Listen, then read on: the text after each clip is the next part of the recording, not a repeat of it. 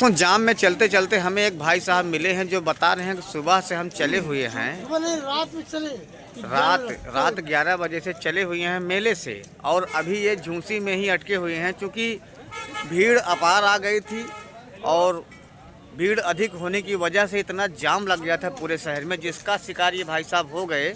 और ये कल संगम पे भी थे, जब वहाँ वो हादसा हुआ थे संगम पे भी थे। भाई साहब क्या हुआ था, आंखों देखिए बताइए। अरे हादसा तो हुआ था कि जो कोई सोचा नहीं जाता। हादसा तो इतना जबरदस्त था कि इतने मौतें हुई, इतने लोग घायल हुए, इसका कोई जवाब ही नहीं था। अब कल लोनी डिपो से हम लोग चले 11 रात को, और अब तक झूसी में ही हैं हम लोग। कोई व्यवस्था नहीं है कि गाड़ी को साइड दिया जाए और पब्लिक को पड़ेगा।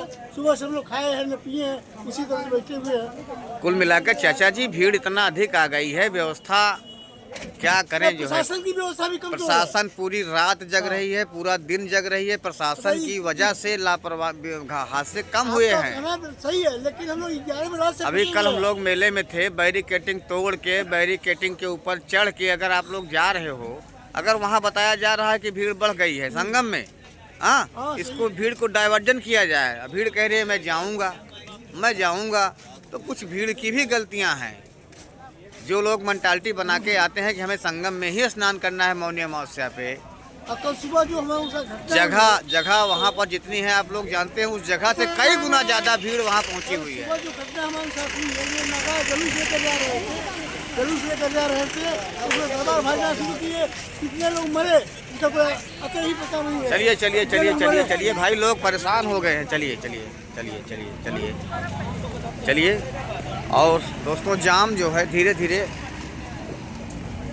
ख़त्म हो रहा है और लोग जो है अपने आशियाने को रवाना हो चुके हैं।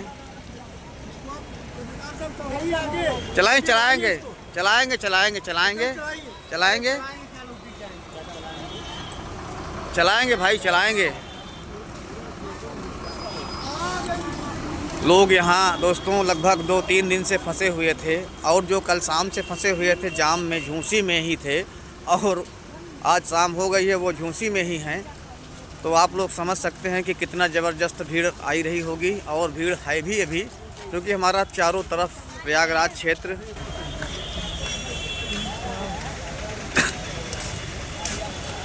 अभी अंदावा से लेकर पूरा झूंसी और अंदावा से लेकर बाईपास तक पूरा जाम लगा हुआ है।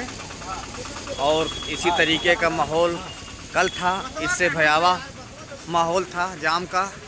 अभी तो लोग अपने आशियाने के लिए निकल लिए हैं मेले से, और घर पहुंचने के बाद ही राहत की सांस लेंगे, क्योंकि महाकुंभ में हुए घटना पर जो लोग राजनीति कर रहे हैं उनसे यह कहना चाहता हूं कि इतनी बड़ी भीड़ आना और भीड़ को समझ पाना और संभालना आप लोगों की बस की बात नहीं थी।